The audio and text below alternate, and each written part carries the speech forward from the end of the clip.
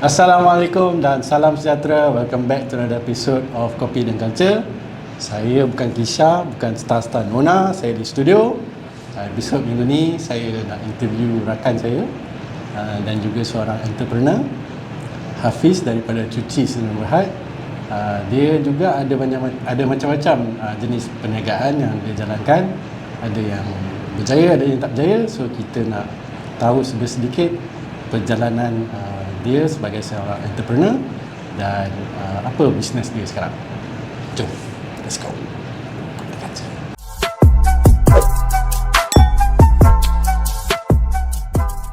Alright, hari ni kita dengan Cik Hafiz daripada Cuci. Cik Hafiz, apa khabar? Sihat, Alhamdulillah. Cuci Sdn Bhd. Betul. Okay, so Cik Hafiz boleh introduce Cik Hafiz. Formal sangat. Hafiz. Ya, saya. Ada nama nickname? Ada tapi segan. Segan. Hafiz je lah. Hafiz je. So hari ni kita nak kenal dengan Hafiz dan apa bisnes ataupun Hafiz ni seorang entrepreneur. So kita nak belajar sikit apa dia ilmu dia. Ilmu banyak Adalah sebut sedikit ya. Dan kita nak kenal apa bisnes dia buat dan cerita-cerita sikit lah. Boleh. InsyaAllah boleh. Introduce diri anda. Okay, Assalamualaikum. Nama saya Hafiz. Saya daripada Cuci Sdn Bhd. Cuci ni sebuah company deep cleaning and disinfection specialist, di mana kami buat deep cleaning lah basically untuk furniture, carpets, things like that, mattresses, benda macam tu lah, and also disinfection for macam contaminated areas macam dulu COVID-19 kan, we did for offices, homes, benda-benda macam tu lah. So banyak klien, corporate klien ke atau? Dua-dua. Kami ada buat untuk rumah, individual houses, untuk corporate companies pun ada, malls, offices, semua kita orang buat lah. Saya nampak banyak juga artis-artis yang cuci, mencuci dari rumah-rumah mereka. Ada juga tapi tak adalah banyak sangat. Adalah a few. 12 tangan boleh kira lah. So bila Hafiz decide masa sekolah ke apa ke untuk to pursue the business entrepreneur punya side? Kecil-kecil dulu tak ada cita-cita. Cikgu tanya nak jadi apa, nak jadi orang kaya. Tapi tak sampai lagi lah.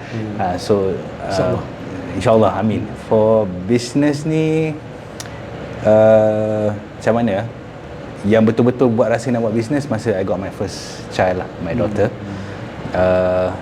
My wife works 9 to 5. Jadi time tu lepas pantang tu dah tak ada time. So I decided okay lah, try lah buat business. So Alhamdulillah okay lah. Until today I'm still doing it. So betul, how did it started? Macam mana it start the brain idea tu tiba-tiba kata aku nak buat bisnes ni lah? Nak buat bisnes in general memang dah ada nak buat. The idea tu memang kena play around, because I started with a few different businesses lah. Ada yang okay, ada yang tak menjadi. Alhamdulillah Cuci Sdn Bhd menjadilah so far, Alhamdulillah. Personally I like clean things. Saya suka rumah yang bersih. This is the first. Saya kenal Hafiz personally. Ini baru pertama kali saya tahu yang dia seorang yang suka bersih. My car is always clean. Saya suka benda yang bersih. Semua orang suka benda bersih. Ya, betul. Dan saya suka buat sendiri benda-benda bersih. Kalau macam rumah saya, betul, rumah saya, yang vacuum saya, yang mop saya, semua pinggan saya tak buat. Itu buat saya tak suka, tangan basah-basah, tak minat. Tapi aside from that, saya buatlah semua tu. So slowly I saw ads on Instagram. Ada 1-2 company yang buat this cleaning service. So I found it interesting lah. So I did was I went on YouTube, the YouTube University. So saya buat research lah kat situ, baca tengok video how to do it, what machines you need. So beli mesin tu, buat kat rumah. Buat untuk rumah, family, untuk friends, and then slowly they recommend it to their friends juga. So macam okay, boleh try lah buat ni. So then we decided to I discussed with my wife lah. So I did it with my wife. So kita buat pricing and all that, and then slowly we grew lah until today. Okay. So before Hafiz tiba ke Cuci ni, were there other businesses that you were doing? Ada a few. I started off after graduating university. I work with my father lah. My father dia ada buat scrap metal business. So I work with him. I did all the marketing and all that sekejap. And then after that, market was a bit bad. So at the same time, business to run. So I started my own business. I did vape business. Vape business, interesting. Tapi vape business tu dah tak ada dah lah. It was good masa tu. Everybody wanted to be a vape entrepreneur. Tahun bila? Itu 2014, 2015. Time tu vaping tengah ni lah, booming. Mencanak lah masa tu. It was very good, and then slowly everything comes to an end lah kan. So business was going down, tapi still sustainable until a point where it was a bit difficult when it came to authorities lah. Sebab this one is a bit of a grey area. Nak kata legal tak legal, nak kata illegal tak illegal.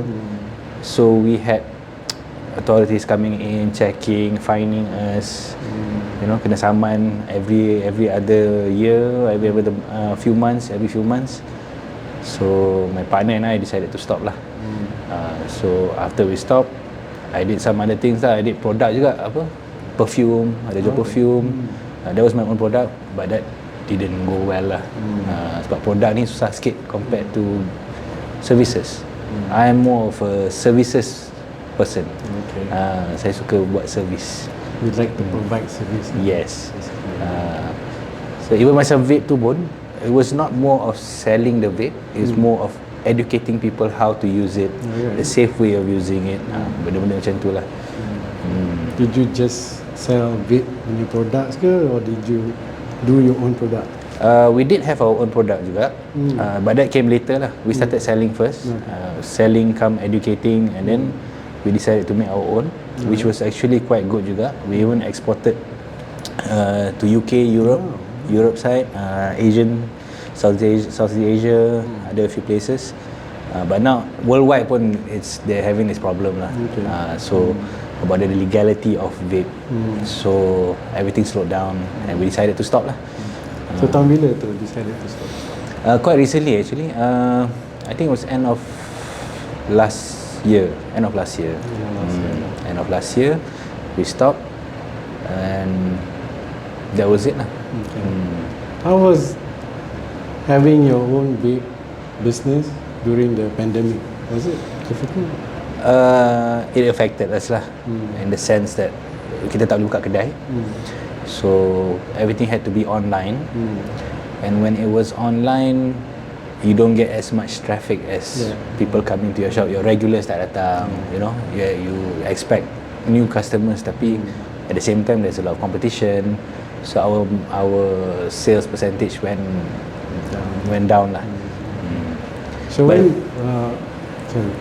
no, it was a very difficult business lah, to be honest. So when did you decided to set up Cuci? Cuci started in 2019. It's a pandemic now. 2019, just before the pandemic. Just before. So we did all this deep cleaning. So in our deep cleaning, we had disinfection juga as part of our service. But it was like a small part of it. It was like an added value service for our cleaning service. So we did that. But when pandemic came, we focused more on the disinfection part. So we already have the technology and knowledge.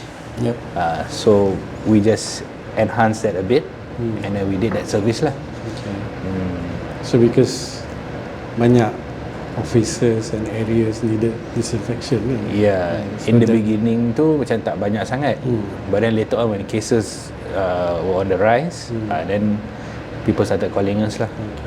So how do you get your supplies and As in what The disinfection segala. Oh, we have local manufacturers for the the chemicals and all that. So we get it from here lah. So in that sense tak susah. We didn't have to import or anything. Everything was here. Okay. So being an entrepreneur, apakah aspek-aspek yang favourite lah? Aspect favourite. Being an entrepreneur. Short answer. Apa ni? Short boleh, panjang boleh. Kalau short, money. But yeah, everybody wants money, kan. Tapi the long answer, aspect of being an entrepreneur, I enjoy it. In the sense macam, okay, kecil-kecil dulu main game kan, computer game. Have you played Red Alert? Apa Starcraft? You know those strategy games kan? It's similar to that. Like you organize your team and then you form like a good team and then you conquer people and all that. It's similar. Macam for me, I set up my cuci team. I train them and then I send them out to work. Do it properly. Whatever problems that arise, you have to quickly solve it. So that is what keeps it interesting for me. I like that. It's like playing a game, but in real life, and at the end you get real money lah. The strategy part. The strategy part is fun. I like doing that. How big is your team?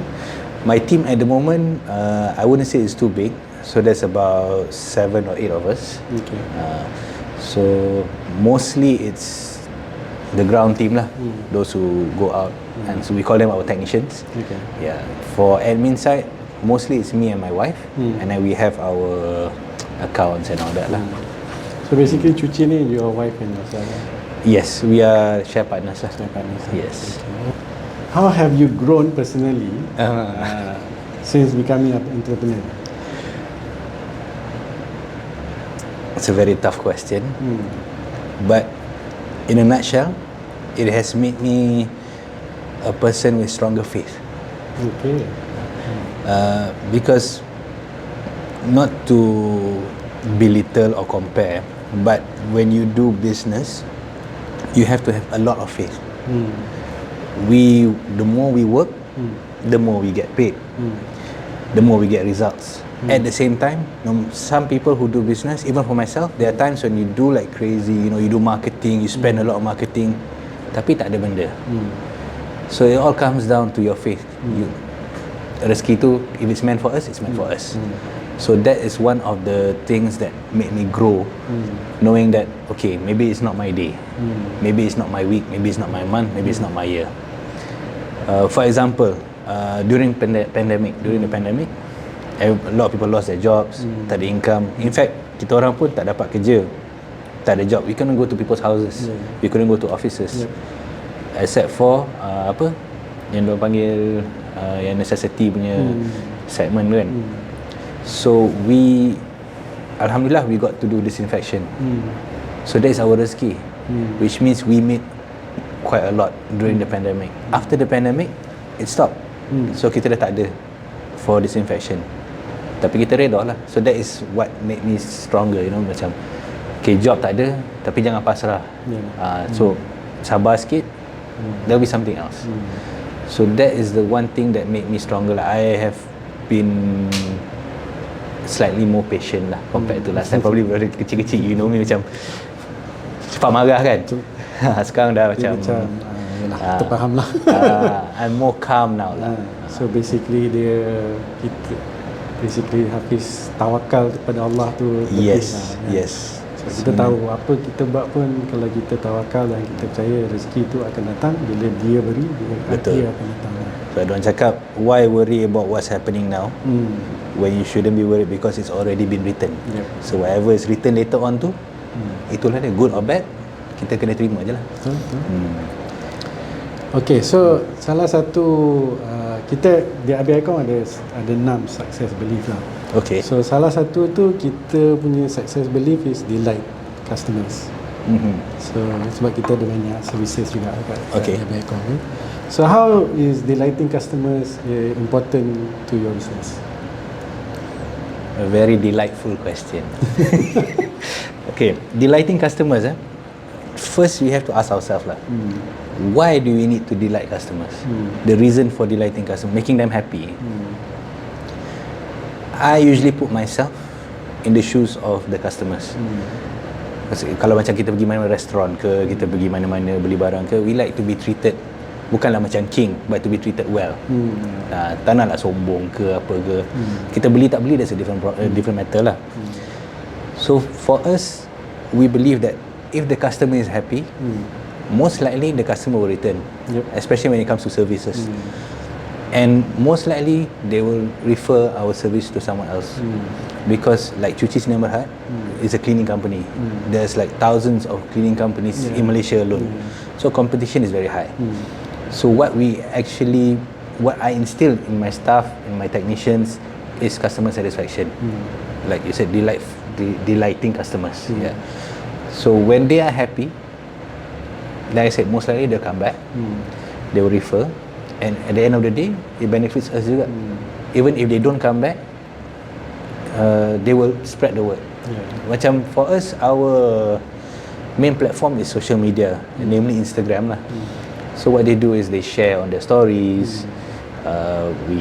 They promote to their friends, their family. So people will ask, hey, who do you do your cleaning with? Oh, this company. Bagus ke? That's the next question. Bagus ke? Not just bagus bersih. And how professional these people are. Benda-benda macam tu lah. So to us, customer satisfaction is very, very important.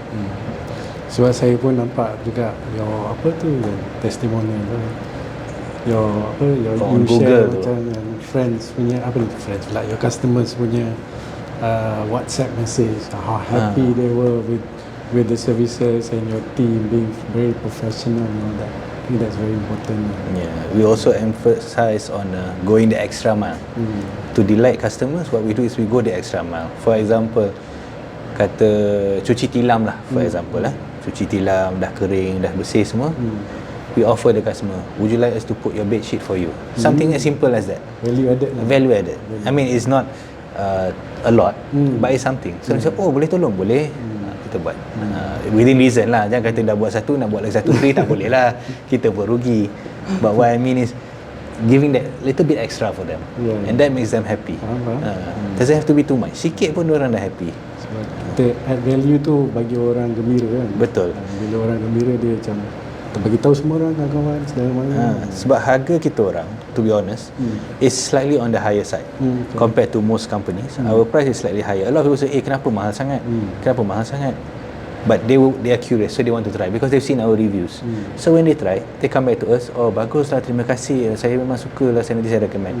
Because of that value added service. Not just that service, how we train our technicians to speak, how they explain the process, what can be done, what cannot be done. Kita akan go A to Z.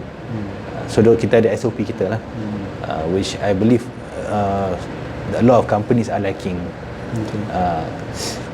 Coming back to your question, why I did business, another thing is that when I go to other businesses for whatever service ke, saya tak suka cara diorang layan customer. So somehow I believe that I can do better than that. So that's what I'm doing now. I want to make sure that I stick to that. Not just about the money. Money is one thing, but being able to prove to myself that I can be better than other people. And you can deliver and also give the best service to the customers. Okay. Apakah plan-plan seterusnya untuk Cuci ataupun untuk Hafiz? Ada bisnes lain ke nak venture atau nak besarkan lagi? At the moment tak ada. Daripada 8 orang ke 20 orang ke? Kalau nak kata bisnes baru, at the moment no lah. Ramai je macam kawan-kawan datang, jomlah kita start this, start that. But I'm more of a focused person. I want to focus on one, make it grow. If it can run on its own, then I go on to something else. So at the moment, Cuci, our plan is that we are still doing some R&D, some research on different services. Right now kan kita buat carpets. So I'm trying to send my technicians for training for window cleaning, for example, solar panel cleaning. So other things that is related to our business, tapi at a bigger scale lah. In the sense of our company, yes, we are planning to grow. We had a branch, we opened a branch in Ipoh before the pandemic juga. Tapi because of the pandemic it closed. So most likely we will proceed with that in the near future lah. Okay. Alright. So saya rasa itu je soalan saya untuk Hafiz hari ni. Tapi di Kopi The Culture kita ada soalan misteri. Tacut. Jangan tacut. Soalan dia mudah saja. Okay. Kita you watch a lot of movies lah kan. Movies, okay, yeah. Okay. Soalan saya sebelum ni saya tanya, ingat tak movie pertama tonton di panggung wayang? Itu soalan dia? Itu soalan dia lah. Okay. Tapi kalau tak ingat, apakah satu-satunya movie yang memberi satu impact yang sangat dahsyat untuk Hafiz dan banyak memberi sumber inspirasi? Okay. Dua-dua ingat? No, dua-dua ingat? Dua-dua ingat. Ada lagi satu? Ada lagi. Okay. Ni soalan tahun lepas punya season lah. Okay. Kaset pertama anda beli? Oh man. Kena bagi tahu lah. Kena lah. Kalau nak jawab lah. Kalau nak jawab tak apa. Okay, tak apa. Kita spotting lah. Okay, first movie tengok kat wayang, if I recall correctly, it was Teenage Mutant Ninja Turtles. Okay. The first one lah. That was tak ingat lah, 1980 something rasanya. Dengan family lah. Late 80s, early 90s macam tu. Tapi tak ada impact sangat. The movie that gave me the most impact was 1989 punya Batman. 1989 Batman tu Michael Keaton. Yes. Kenapa? Sebab nak jadi Batman? Nak jadi Batman. Dia steady. Okay, dia kaya, satu hal lah. Dia handsome, playboy. Lepas tu dia superhero. Okay. Dia ada butler. Alright. He has basically everything any guy wants lah. Semua dah ada kat situ. Tapi itulah, I like Batman sebab dia macam mana cakap, dia ada karisma. Dia bukan macam superhero yang melompat. For example Spider-Man terkangkang sana, terkangkang sini. Dia macam elegan lah juga. Dia ada elegance kat situ. And itulah macam minat ada kat gaya situ. lah. Ada gaya dan kaya. So banyak-banyak kalau nak cerita Batman lah. So banyak-banyak Batman, is that your favourite Batman? Yes. That's Not my even favorite. Christian Bale? No. Interesting. The first Batman was probably the best. The best lah. The new Batman kan, Flash. Flash the movie, I don't know, dah tengok belum? Tak ada. Dia feature, dia datang balik. Oh yes. And I was super happy. Sebab dia punya kereta time tu, dia punya Batwing and everything, semua benda yang lama. Brings back memories lah. Interesting. So for the third question, masa tu sekolah rendah lah. So duit tak banyak. So kena kumpul seminggu, 2 minggu kumpul duit. And of all the cassettes that I could have bought, it was KRU. KRU yang first album? No, Awas. Awas. Awas. Yeah, that one. Kalau orang ni rahsia lah. Kalau orang tak tahu, sebenarnya Hafiz dulu rapper lah. Ada rap group di Kelang. Tak ada lah. Apa nama group tu? Tak jadi group tu. Terbiarlah rahsia group tu. Okay, terima kasih Hafiz. Terima kasih Sama-sama. untuk join Kopi dan Culture ini. Thank you for having me. Nanti kita sediakan detail-detail cuci. Kalau ada penonton yang mencari deep cleaning services, boleh contact Hafiz dengan tim dia. Antara artis mana yang selalu servis? Yang kerap kenal Yaya Zahir. Yaya Zahid kenal? Oh, kenal. Dia banyak kucing. Okay. So those accidents happen. So kita tolong lah mana yang boleh. And then ada few jugalah. Tapi semua berbayar lah. Kami tak buat free untuk artis. Tak ada free ya? Tak ada. Okay. So terima kasih Hafiz. Sama-sama. All the best with cuci. Nanti kita provide details. Apa yang nak cari cuci, kita provide Instagram. Ada Instagram? Ada Instagram. Facebook? Facebook ada. Facebook, Instagram, TikTok ada? TikTok ada ke? Oh, TikTok ada? Tapi tak ada joget-joget lah. Tak ada. Okay, so nanti kita provide information tu. Kalau siapa-siapa mencari di cleaning services, boleh cari Cuci dan Cik Hafiz. Dan itu saja, kita jumpa lagi next episode Kopi dan Culture. Signing out. Terima kasih. Minum, jumpa cepat minum. Cheers. Oh, cheers. Haram.